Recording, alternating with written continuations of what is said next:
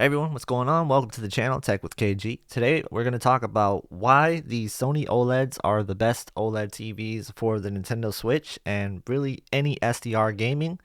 And it comes down to a lot of different factors, but really when it is boiled down to one thing, it is the upscaling. The upscaling is out of this world with the Nintendo Switch. At times, it feels like you are playing a native 4K game on your Nintendo Switch, even though the graphics quality may not match up to it, since it is still the Nintendo Switch. You still kind of get that feeling of really clean resolution, like clean textures. And that is thanks to things like reality creation when you have that on. And I'm going to show you a difference between reality creation on and off and show you what I mean by that softer look when you're talking about gaming with the Nintendo Switch. It is control over your SDR image and just you get the full range of what the TV is capable of.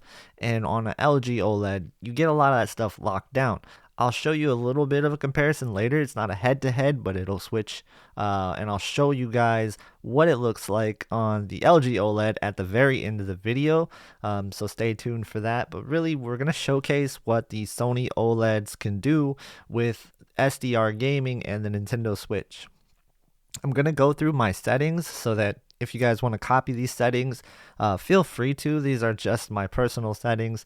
It's nothing accurate. It's nothing like it's supposed to be. It's just what I prefer in my image. So if you feel like copying that, go for it. If not, I'm going to give you some guidelines on what I would look for when I'm tweaking my settings. Oh, and today we're going to be playing Pokemon Legends Arceus on the Nintendo Switch. And this is a game that I've been looking forward to for a very long time as a Pokemon fan. I absolutely thought this game was awesome. I played about 40 hours of this game and it is insane. Probably the best Pokemon game that's come out in the last 10 years. I had very low expectations for this game, to be honest, when it came out. I didn't think it was going to be a finished game, but it is a polished, finished game. It is great. If you're a fan of Pokemon, I highly recommend it. Check it out. So let's go through some of the settings and I'll show you how it looks. All right, first things first, we're talking about the light sensor. We're going to want to turn this off. Otherwise, the picture brightness will change automatically based on your environment. Now, if you want this on and that's something you prefer, then leave it on, but I leave it off. And then moving down, we go to the brightness setting, and my brightness level is always at max. It's just a preference. Again, if you think it's too bright, just lower it. Contrast is usually around 90 to 93. I think when you go past 93, it starts to clip your colors a little bit, though you could probably get away with 95, 96 and not really notice much. So gamma is a personal preference type thing. A lot of people like it at -2. A lot of people like it at default 0. It really just depends on what you want out of your picture. Black adjust is another personal preference. Some people like it. In this game, I don't really notice a huge difference. Advanced contrast enhancer is one of those things that I do play around with, and I think that it's pretty good for the Nintendo Switch. It will bring a lot more punchiness to the picture. So if that's something you want out of your picture quality for the Nintendo Switch, then absolutely try medium. That's what I tried on. You could even go high on certain games and it won't look too bad. Peak luminance, I always have this set to high. I think this is a strength of what the Sony OLEDs can do for SDR gaming. You can have peak luminance at high. On the LG OLEDs, you can't tweak the peak luminance, so you are left with a duller picture experience on the LG OLEDs for the Nintendo Switch as a result of that. Now, there is some to be said that if you are in a game that features a lot of HUD elements, if you feature a lot of on-screen elements you just can't hide and they're colorful, big red bars, things like that, you're going to have some amount of dimming over time with your picture. That's just what you expect with Sony OLEDs when it comes to gaming. So it's something you really need to keep in mind. And it is not as often as you would think. But if there is HUD elements that are very bright, then you're going to have some problems. Now, Pokemon Legends Arceus has some HUD elements, but I don't experience dimming in this game at all. So that's a very good thing. When you're playing this game, you're not really going to run into any dimming issues. Now, the HUD itself is not very bright. It's not super colorful. There's just the icons of the Pokemon, the icons of the items in your bag, and then you have white icons on the screen. I think typically when you have white icons on the screen, you're not going to get much dimming at all. As a result of that, through the whole 40 hours I've played this game, I've never once complained about dimming in this game. So that's something that I can definitely report on. There is really no dimming issues with this game whatsoever. Now, live color is one of those things that I do turn on. I turn on to medium. It depends on the game. Caution, this can add a lot of red to the picture. And overall, some scenes, some desert scenes can look a little too red at times with live color on medium. I noticed medium is going to give you a decent amount of pop, and then on high it's going to give you that Samsung look that you might be used to. So try that out. So reality creation, this is a big point to the Nintendo Switch in my opinion. This is why it takes the upscaling that's already good without reality creation and pushes it up even more. So reality creation by default is on manual 10 or auto 10. I think it's on manual 10 by default. This to me isn't enough. I think that you definitely want to crank that up on the Nintendo Switch to at least 30. And in a good sweet spot where I found it, where it was still really good at making the image not soft but not giving it an over sharpened type look, is 40 to 45. And I thought this was giving me a really clean image. It looked like it was more high resolution, so it did feel like we were playing a better resolution natively. Overall, I do think you should be using reality creation.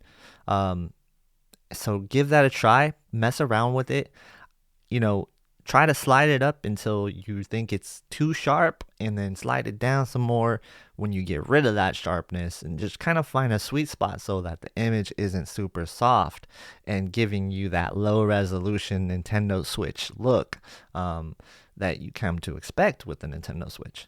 So by default, if you play this game on an LG OLED, if you play this game on a Samsung TV, the image looks really soft. And so it's kind of got that low resolution look to it. But when you play it on a Sony OLED and you have reality creation on, it really does feel like you're playing a higher resolution game.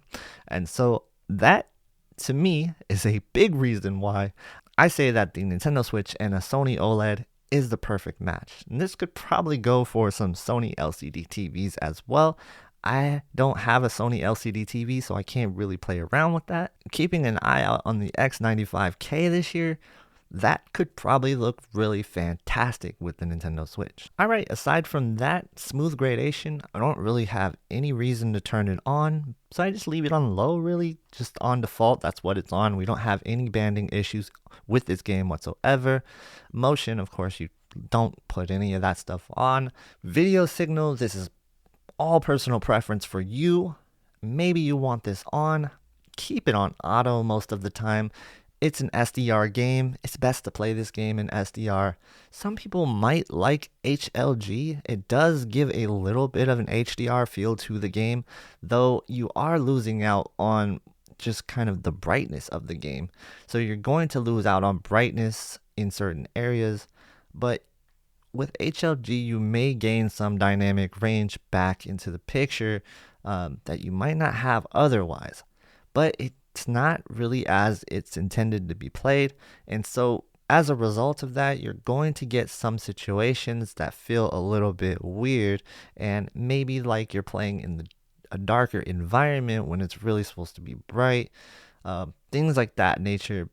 But by all means, if you like HLG mode on the HDR mode, try it out. Maybe that's something you prefer. HDMI video range, just keep this on auto. It's going to be the best result for you most of the time.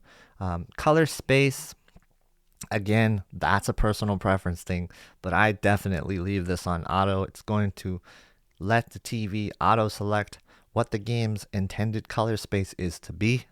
You could switch it to DCI for a little bit more of a natural color pop. And if you want to go wild with it and you prefer this BT 2020, you could go with that too, but it really does make the pictures super unrealistic, and it just makes things way too blue, way too red, way too green. It's just going to give you a really ugly look to the picture, in my opinion. So I think BT 2020 is something I would stay away from. So for color space, HDR mode, leave all that stuff on auto to be safe. But you can tweak it if you want. It is your TV after all. You do what you want to do with it, and that's the most important thing.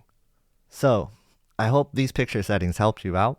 Now let's talk about the comparison to the LG OLED and why ultimately I say what I say, that the Nintendo Switch and the Sony OLED is the perfect match, and the LG OLED and the Nintendo Switch is something that is very much a letdown in my opinion. So we're over here at the Nintendo Switch, and I'm going to show you guys the difference in resolution and the difference in just how soft the image looks, how the colors feel in comparison to the Sony. I think the colors aren't too bad on the LG OLED. You could use Game Optimizer to give it a kind of more punchier look with RPG mode. Overall, when you look at these settings that you can change on the LG OLED when it comes to brightness, there is none. There's no peak brightness setting. There's no advanced contrast enhancer setting. That's all locked out on SDR for the Nintendo Switch. And so there's nothing like reality creation. You could try the super resolution function and crank up the sharpness. You're not going to get that same effect. It still will give you a very soft image, and you're still going to be left disappointed. Ultimately, the upscaling for the Nintendo Switch on the LG OLED just isn't as good as the Sony OLED is at upscaling the Nintendo Switch. Plain and simple. And so that's just a quick overview of these two TVs when it comes to Nintendo Switch. Overall, when it comes to this game, what looked the best? Sony OLED was number 1, Samsung LCD was number 2, and a big third place was LG OLED with a absolutely disappointing SDR image that I've pointed out when I compared it to the Q90T, when I compared it to the A80J. In my opinion, if you got Nintendo Switch, all you do is play, and you're thinking about getting an LG OLED, strongly consider a different TV. Alright, hopefully some of this information and some of these settings helped you out. If you like more videos like this, let me know in the comments below. I'll be happy to make more like this if you guys want them. So be sure to hit the like button. Make sure you subscribe if you want to see more content. Thank you guys so much for watching. Have a great day, and I will see you in the next one.